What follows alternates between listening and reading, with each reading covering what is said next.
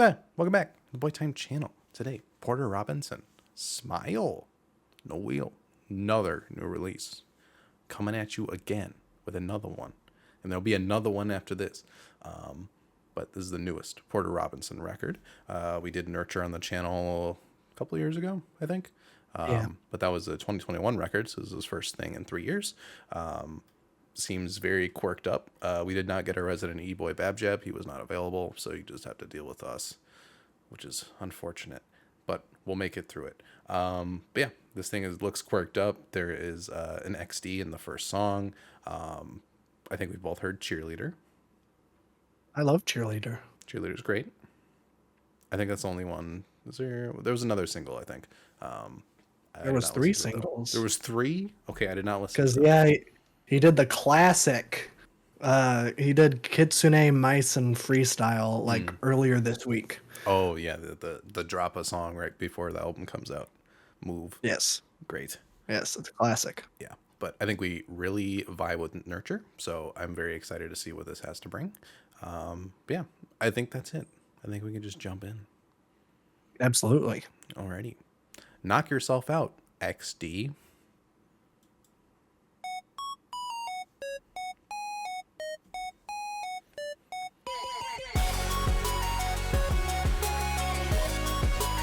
Sounds exactly how I thought it was going to.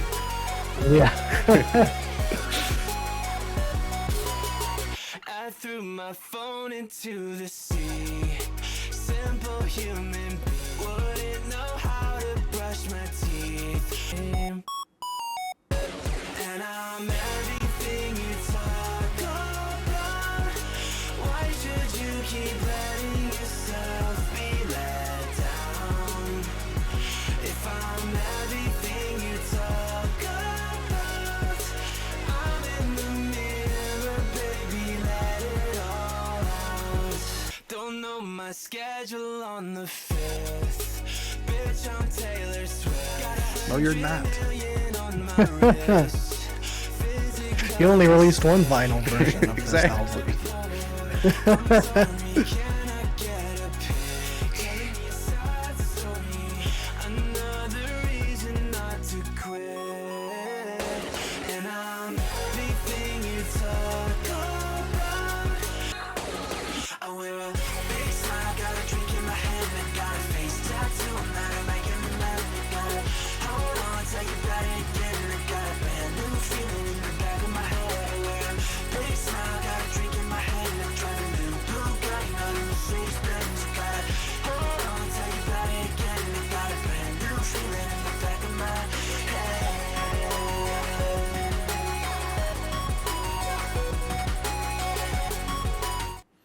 I will pause in case there's a transition.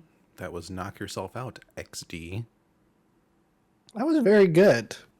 I'm already telling that this is going to be a very different vibe from Nurture, which I think is a good thing because Nurture is very singular in what it is, and it's the only album I've heard that is that vibe. So I wouldn't necessarily want him to try to recapture that, magic in a bottle. And I'm glad he's just like complete left turn. And I'm also really appreciating that he's letting his like natural voice kind of go. Nurture had a lot of like pitched up vocals, which I don't dislike, but I think he has a really nice voice and he's kind of letting it shine here. I think it sounds great. Yeah, I think it gives the same vibe of like this kind of like electropop, like kind of happy, floaty feeling, which I do really enjoy. Yeah, I like the natural voice. I think I really like the pitched up and like modulations that Nurture had, and then like when his real voice shone through, it was like really, really nice. But this feels a lot more like, I don't know, this feels more exciting, more bouncy. I know Cheerleader's right after this, which is just like complete just explosion of sound. But yeah, I think it's a great start. I'm interested to see where this record goes. Yeah. All right, Cheerleader, track 2.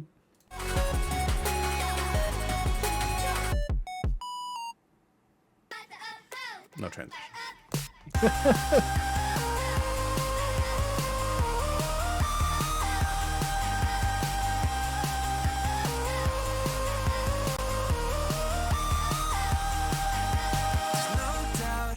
I can tell you're acting your heart out.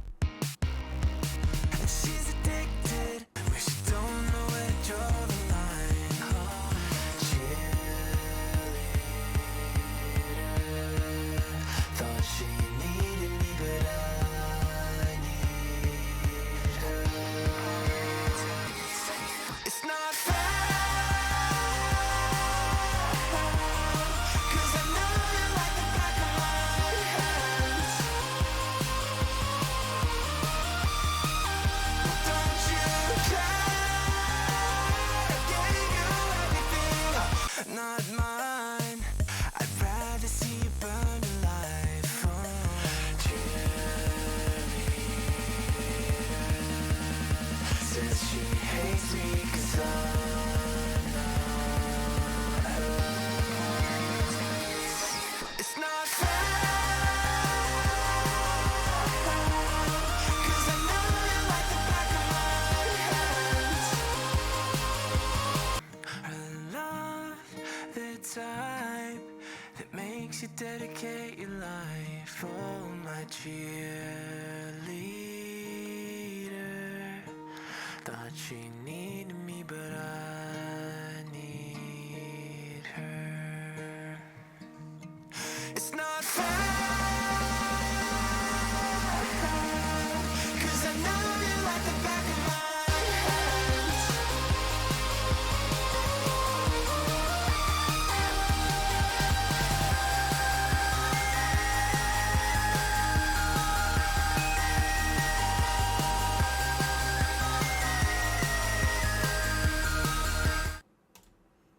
Cheerleader. I love that song. It's so like corny.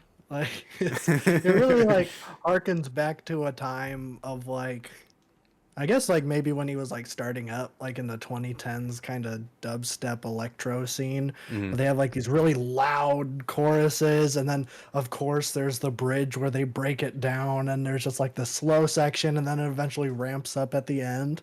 But man, it's just so fun. Like it's like it's like charismatically like infectious, you know? Everything about it. Like I just love that song. I think Yeah. it's great. It's so weird because the first time I heard this song, I did not know how to feel about it. I think I watched it with the video at first. And I'm like, this is so far away from what I listened to. It was really weird. Then I put it on again and I'm like, this slaps so hard. Yeah. There's just so much going on. Like you have these screaming synths and these samples and the real drum line coming in. It's got like a little bit of like an emo vibe to it as well, which is really interesting. It just feels like the kind of Tamagotchi, like Tumblr, like sparkly eye era of like early 2010s, late 2000s, and it's really really fun. It's interesting, this revival of this sound, because like I think Brat does that like extremely successfully, and that's why that record is so like incredible. And then this does the same thing. I'm like, is this really gonna be the next wave for like alt pop? Is just like, let's bring back these kind of crazy things that were so overplayed and do them, you know, a lot more nuanced like this. So yeah, it's great though. Fantastic. Yeah. Alrighty. Russian Roulette, track 3.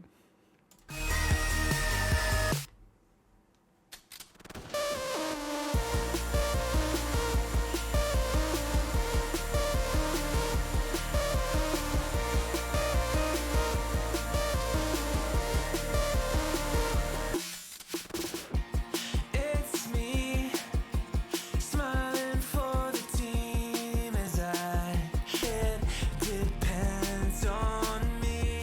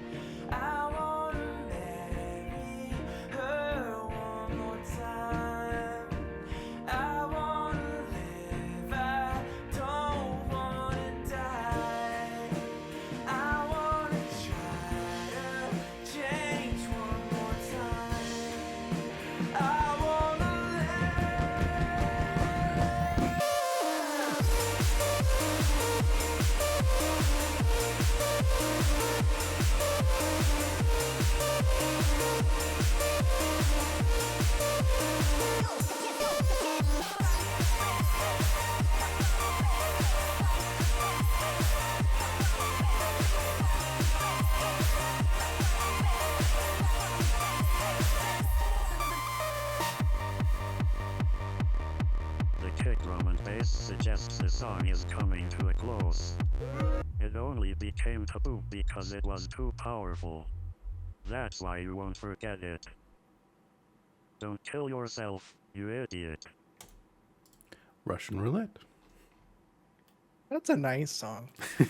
Yeah. I think of like suicide songs I've heard, this one is probably up there. But I'm gonna be honest, I've heard a lot of great suicide songs. There are a lot of great ones out there. Yeah, like especially on that third verse where he's kind of listing all of the reasons to survive. I was kind of getting flashbacks of "Please Stay," where I mean he's just saying "Please stay" over and over again, but it's kind of just like the repetition of it was like I could kind of see that.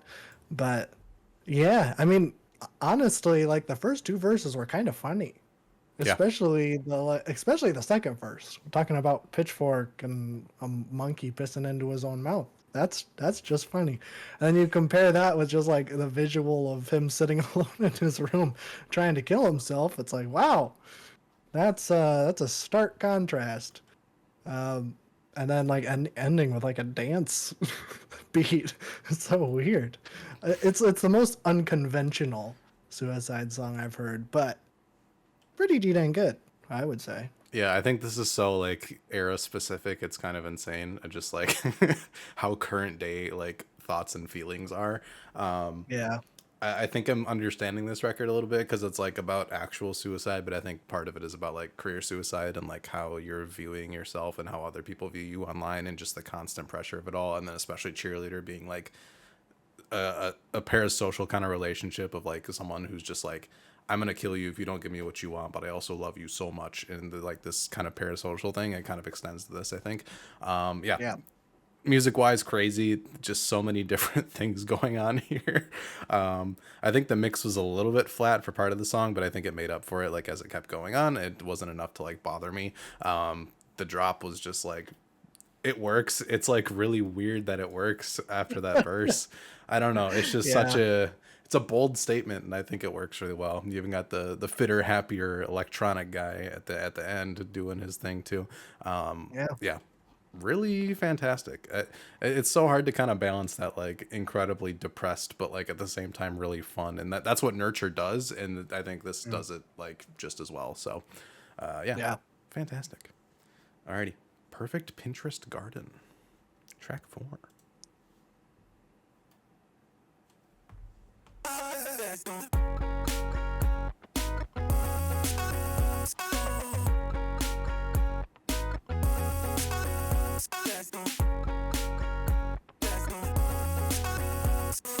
And your life in my hands. Oh, oh. Oh, oh. Oh, oh. Oh, oh. And I don't need my fucking money, I need you to pretend. Oh, oh. Oh. Somebody's gotta say the things I'm trying not to say. Oh, oh. Somebody's gotta say the things I'm trying not to say. Let's go out. You said I couldn't let my guard down no matter where I was. A perfect Pinterest garden. Or get a job, 2 kids, restart it all. And if you saw me, a stranger in the streets, could you tell me you love me? Somebody's gotta say the things I'm trying not to say. Somebody's gotta say the things I'm. To the Wire, Perfect Pinterest Garden. That was a short song. I didn't even realize it was gonna end. I wasn't watching it. Wow. Yeah, I think that one was pretty good. I feel like, you know, it's doing the parasocial relationship thing again that Cheerleader was doing. I don't know how much experience he has with that. I'm guessing a lot, considering he's dedicated a half a record to it at least. So yeah, I feel like it's a pretty good topic to cover. You know, I feel like we don't get a whole lot of that. Like, I see a lot of it on like YouTube. People talking about parasocial relationships with like, YouTubers or streamers or whatever, but I guess that does apply to weirdo e-boy music. So I'm sure we can expect the same on the new Blade record. So that'll be pretty cool. But I do like this song quite a bit. It was all right. I think it's good. I think it's a nice, probably in between Russian Roulette and Year of the Cup. Just being a 2.5-minute track, but I do like it quite a bit. I'm liking the vocal modulation he's using. He's using it in a lot more of like a subtle way than Nurture was, which I think is pretty nice actually. But yeah, this parasocial relationship thing, I think it's a good basis for the record. I think when we get to Phoebe Punisher, I think we'll see a different side to that kind of narrative, which is interesting. But yeah, something like this, it makes complete sense. Like, you're an extremely like pretty online artist when it comes to this genre specifically too. So I can definitely see this, and just the fact of like being like, we should both make real friends, like both you wanting to have a parasocial relationship with me and me kind of like wanting that kind of, but not really. I think it's a cool thing to dive into. So very nice. All right, You're the Cup, track 5. Try not to say.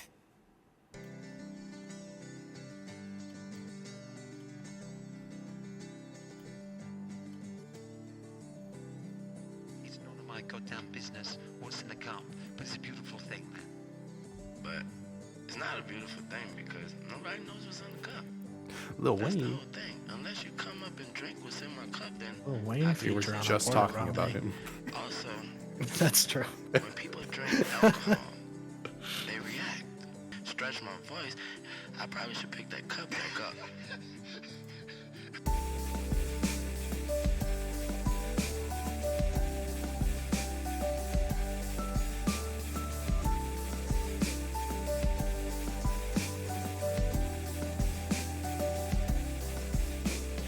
I swore not to care, but on that night I couldn't help it. I took out.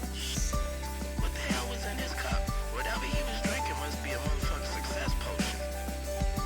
That's why I tell people, fuck you, and whatever was in my cup, suck my dick. I'm gonna keep drinking it, bitch.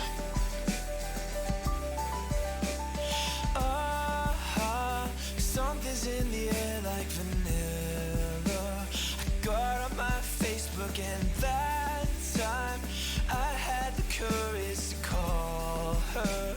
Cutting my Achilles heel, wanting people like me. Man, and don't judge me. And see, trying to say, yeah, he should have put the cup down. Why? What did he do wrong? Name it. He was on 60 Minutes with Katie Curry. Was you? No. I mean, people understand that. Don't judge me. And see, I can't go to sleep 'cause my mind keeps ringing with times that I lose. What I meant to say is I gnashed my teeth right in front of you. yeah, I kind of put the cup down for a minute, but ain't nothing in the cup right now but some wine. I drank Dolce. That's about it. That's the only thing in the cup right now. But honestly, I asked you if I never change, would you love me? Expecting the negative, clever. The answer was obvious.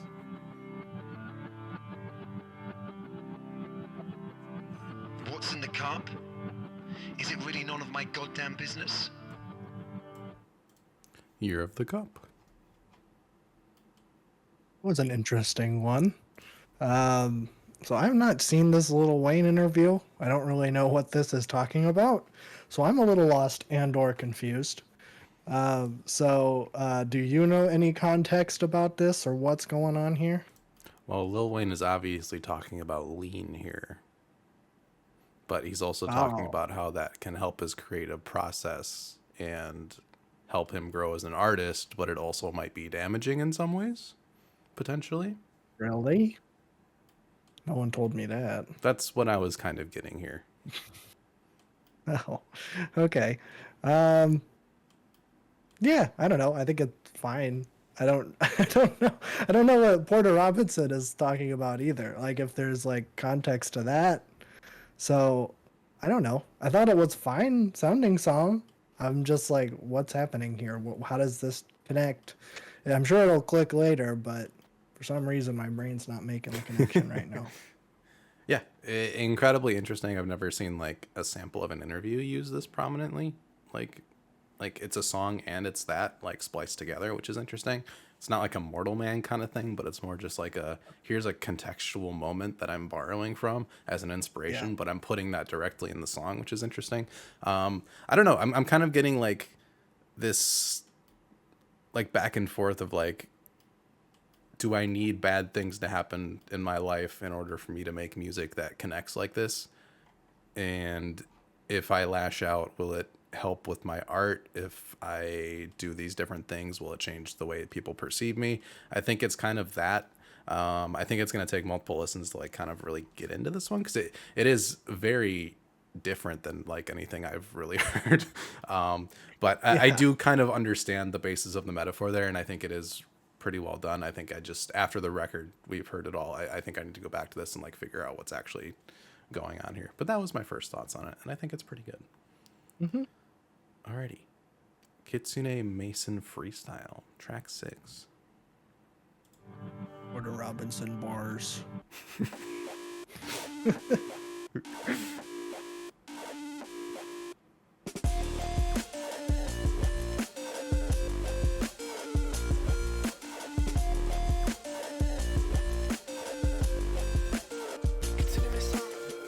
I'ma grow my hair, I'ma blow my cash.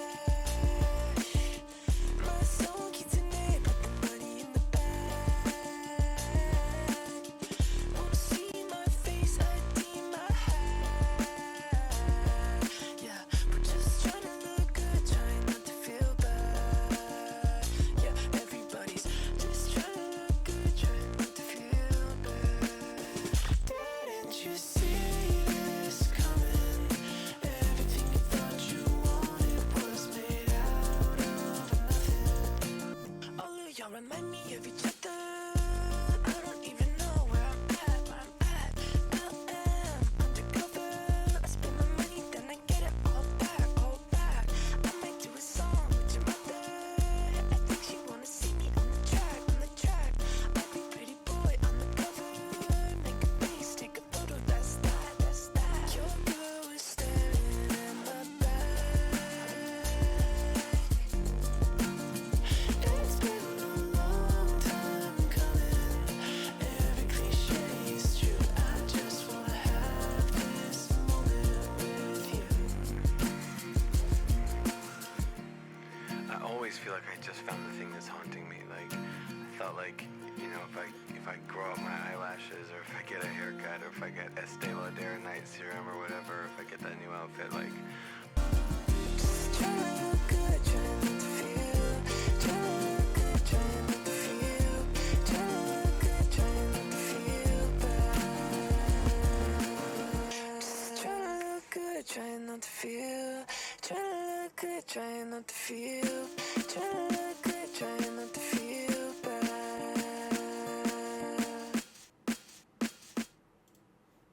Kitsune Mason Freestyle. This is also a weird one.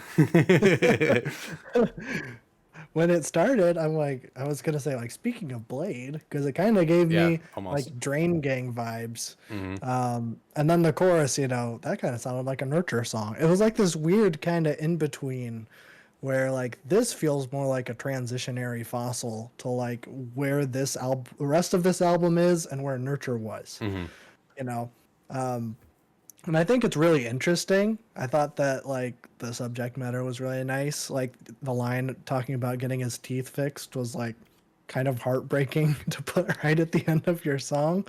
Yeah, I think it's really well done. Very nice. Yeah. Very, very weird. I don't know. I think this is my least favorite, but it's not bad. It's just like really weird style. Yeah. I think the sentiment of like being yourself and not buying designer clothes to feel something is very cliche, and he literally says that, so I think it works. It's just like having a song about it. It's like, yeah, we've heard this a lot. I do think he brings an interesting angle to it, though. It's just like, yeah, the whole like fixing his teeth thing and getting a haircut and doing all that. This whole record just seems like him kind of like grasping at things, trying to fix these things that are eating at him, and like nothing's really sticking. And yeah, I think it's a nice song. I think the mix again is a little like one dimensional. I don't know. It's very like smoothed over and soft, which is interesting because I feel like on a song like this, you want things to be punchy, but at the same time, it does work when it's soft like that. So it's not really Yeah. like an error. It's just a weird stylistic thing where I'm like, this kind of works, but it kind of doesn't. But yeah, I think with more listens, that one might grow on me too. So, Yeah. alrighty. Easier to Love You, track 7.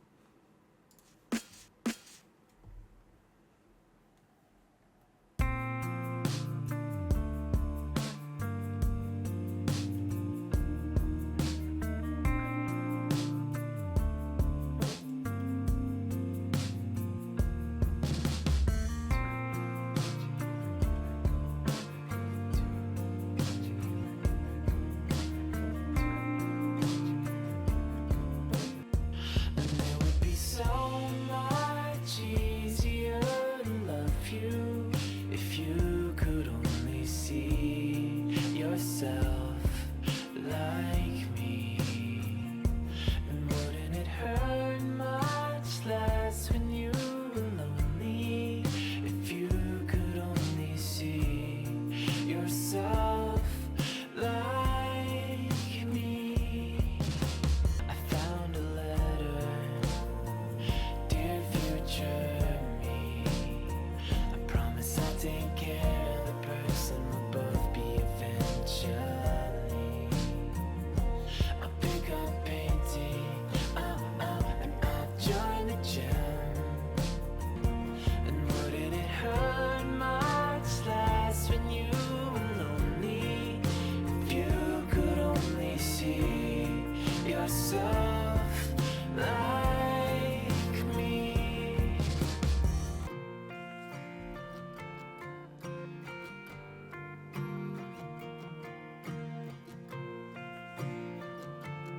If you could only see yourself like me, and wouldn't it hurt much less when you were lonely if you could only see yourself like me?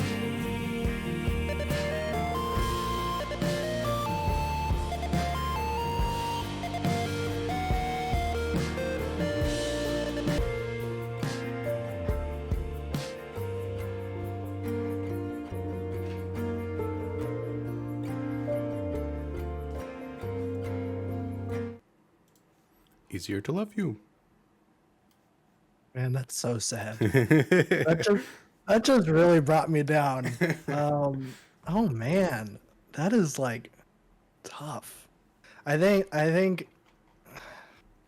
the reintroduction of like the pitched up vocals from Nurture really kind of like put that over the edge where it's like Nurture has this like uplifting spirit to it where man, just listening to that album makes me feel better because like even when I'm like super sad and depressed, like listening to that album is like I did it.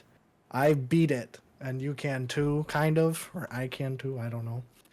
And to hear this is like, yeah, I made Nurture, and it's like I'm gonna use some Nurture themes and stuff, and like I let that person down, and I'm like, that's terrible. I hate that that exists. But man, it is so good. That might be my favorite song. I've never felt this way about a song before. It's so good. Yeah, this one's fantastic. Top 3 at least. Yeah, I love the Nurture sound, and this just like took it right back to that. I'm like, oh, I forgot how just like so satisfying that sound is. There's something about it that just like hits your brain in a way that's just so comforting. I think the balance of emotions of like just like depressive and also like kind of uplifting, I think that happens here a little bit. Just like talking to your younger self, which is always a great like concept of a song. I love songs that do that. They're often very sad because we can never live up to the person like that. But it works so well. I love the reintroduction, the Nurture stuff. It just brings it full circle. So yeah, that one's fantastic. Yeah. Alrighty. My favorite Lil Wayne song, Mona Lisa, with Frost Children. Oh.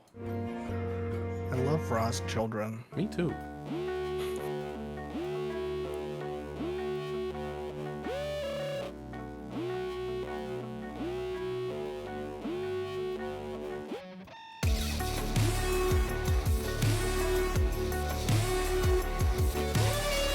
I love the way you're not insulted when everyone stares. I just don't care. Delicate is all you are. You're all I wanna see.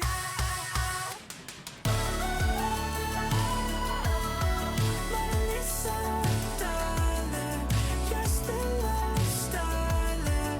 Any minute I'll wait for you.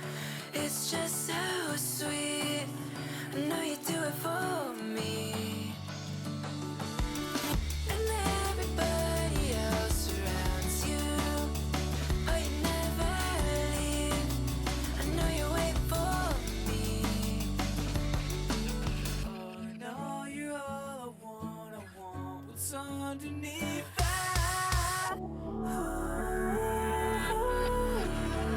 Mona Lisa, darling, you're still a starlet. You remember me? Am I just one more face through the door? What's it all for? I'm taking you home to lay blood on my face. What can I say? I'm taking you home. One more face through the door. What's it all for? I'm taking you home to lay blood on my face.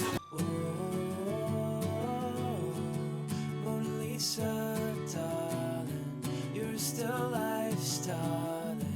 Any minute I'll wait for you. Mona Lisa. That one was pretty good. I feel like it's pretty hard to follow up the last one. Yeah, I think this one's gonna have a similar arc to me, with that like totally enormous extinct dinosaur song on Nurture. I think the first time we listened to it, I was not a huge fan of it, and I only really started going back to it like a year ago, and now it's like one of my favorites.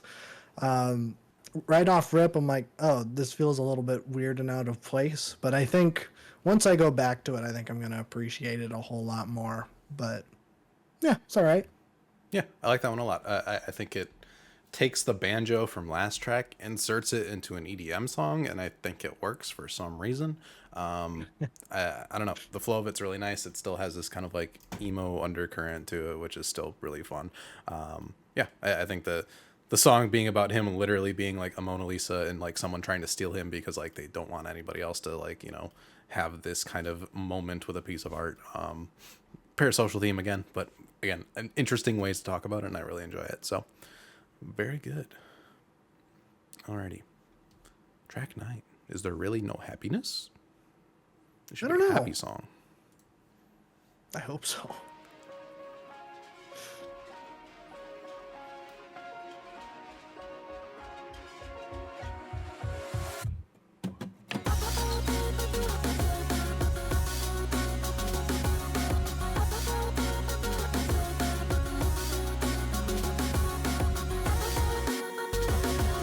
I remember the family PC. There was snow in the hallways. There was blood on my teeth.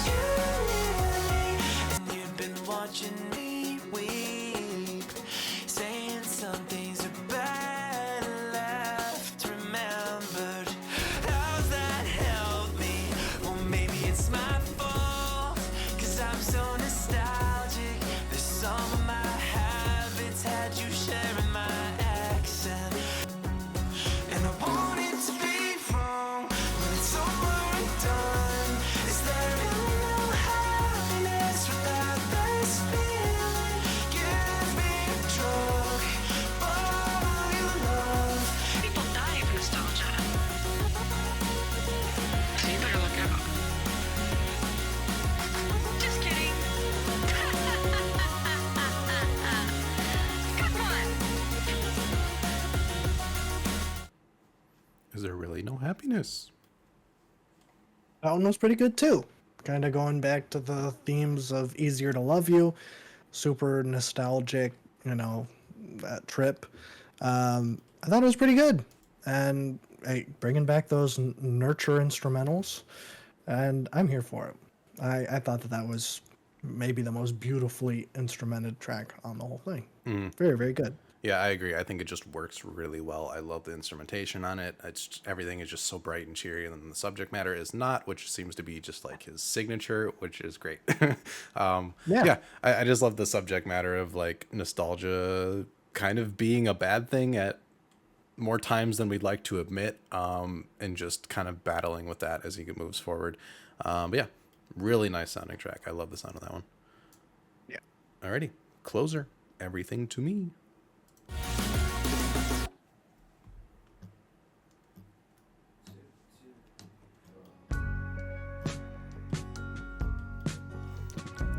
Launch into restacks.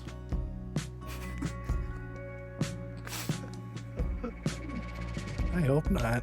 You can't take another one.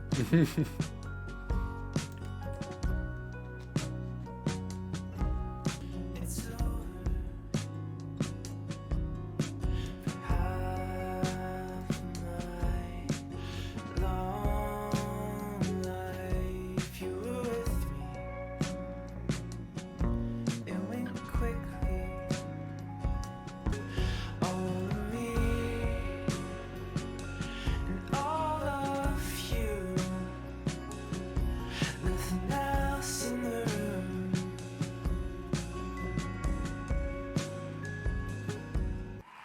Saw me fondly. You don't know me. All of me and all of you. Nothing else in the room.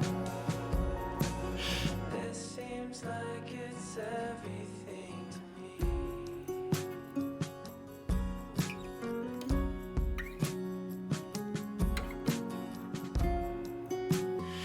Maybe I'm addicted to the look in your eyes. It's hard to say you've had enough when you get this high. I shouldn't say I love you.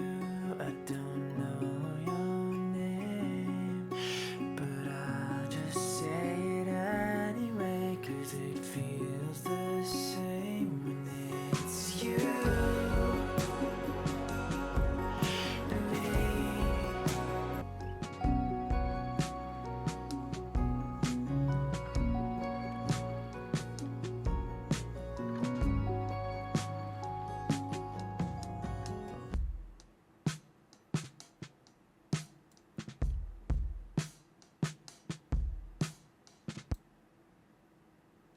Everything to Me and the album.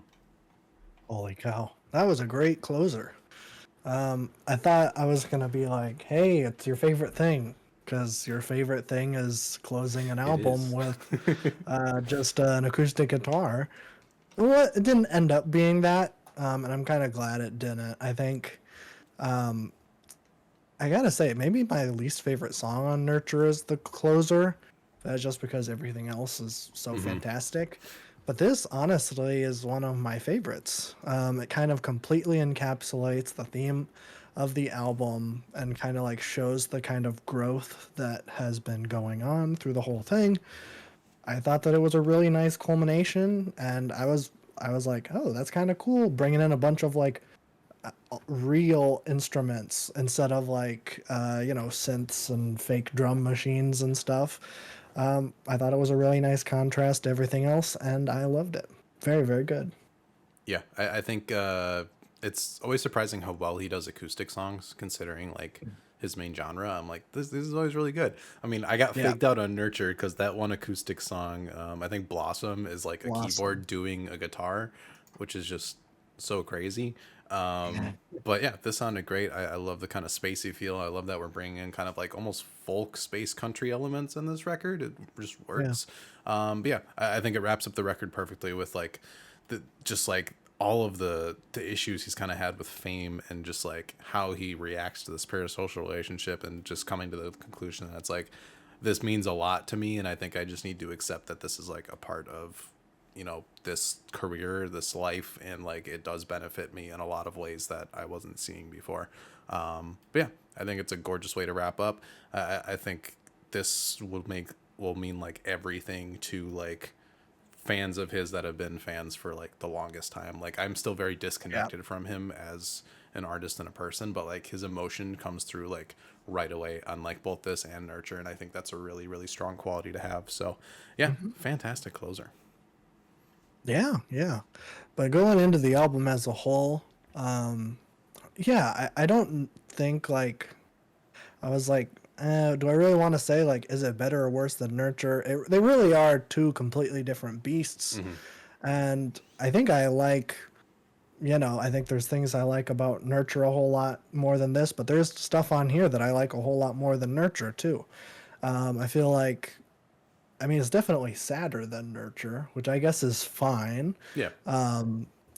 But yeah, I don't know exactly how I feel about it. I feel like I have to listen to this like 20 more times to fully get like what's going on. Not that there's like a whole, it's not like Damn or something where you really have to like just scribble out all the whatevers. But it's just like, I think I need to go through it all again. But off rip, phenomenal. I think it's great. I'm definitely interested to see like where he goes from here too, because like I was a little bit like, where do you go from Nurture? Right. And we get this, and it's like, well, that's completely different.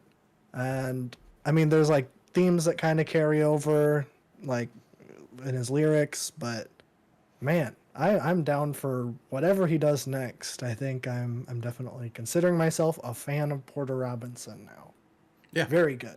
Yeah, this is a pretty solid album. I definitely need to listen to it more. I think Nurture for me is like a perfect balance of like something I haven't really heard much of, but just like hits really well. So I think this is going to take some time to really reach that level if it does.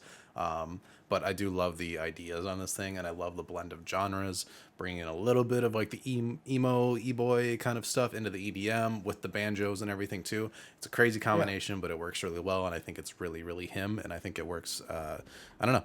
Everything went over pretty well. There's a couple of songs that I really need to like sit with for a little bit, but I don't know. I think in music as a whole, like we've seen hip hop, like everything has kind of turned inward in a couple years, where like we've had Kendrick Therapy album, Denzel Curry Therapy album, all of these very introspective records. Now it seems like it's hitting this alt pop, electro pop space with Charlie, and then this one goes really deep. Like Brat is a mix of just, everything, but like very personal compared to like Charlie's discography. This is like still as in depth as Nurture, and still has a fun sound to it as well. So it's interesting to see these turns happening, and just across genres of everything kind of going inward, and just like self-reflection, and just very difficult themes in a lot of records. But I think it's a good thing. I think people really need that, and I think the artists really need that right now. So everything just works really well. So really solid record. I'm sure we'll have a lot more thoughts on this in the retrospective. I think this is one we have to sit with. Yeah. It's kind of weird that this is like the most intimidating Yeah. record that we've listened to in this cycle, and we listened to 22 a million. Yeah. That one feels like a cakewalk compared to this for some reason. Like, 22 a million's easy listening. Not that this is like hard, but I'm just like, I need to listen to it all the way through a couple more times. Yeah. Which I will enjoy doing because it's very good. Yes, sir. All right. Well, That's no wheel all. again. We're really trucking through these new releases. So next week we got Seven Swans, Sufjan. I spun that wheel like 4 weeks ago, so we'll be doing that. And then after that we got the new King Gizzard album, so we'll be doing that because the 2 singles are some of my favorite songs of the year already. So I am anticipating a banger of a record. Yes. So expect that. That's coming. I did see comments about Fleet Foxes. I see that we should probably do Crack Up sometime soon. I do want to also keep doing Fleet Foxes. We're kind of doing Bon Iver discography and Fleet Foxes discography, just like on a little bit different timelines, but I think that's good. Yes. Yeah. We don't want to over inundate our fans with so much folk. No, but it's a folk kind of year. It's a little crazy Yeah. out here. It's true. It's true. But this one wasn't folk, so No. there you go. You got your record, and I don't categorize charm as folk either. So you got your soft rock Yeah. in there. So That's true. Very different. Some would say the opposite of each other, folk and soft rock. Not a lot of crossover between those two genres, they say. they hate each other. You listen Don't to ever Carole try. King, I hate you. I'm listening to Joni Mitchell. I'm listening to Eagles. Eagle. Screw you. Yeah. We do have a podcast you should check That's out. true. We do talk about monkeys. They may or may not be pissing in their mouth. It's true. Who knows? This album does have an 8 point, which is good. Yeah, this album is a part of Simeon Summer now. It is. Which is cool. It gets 1 monkey point. That's better than some of Because them. there's one. That's true. Well, that's all I have. Yeah, I don't have anything else. Konnichiwa? Is that goodbye or is that hello? Oh, that's hello. Okay. That is, Bye.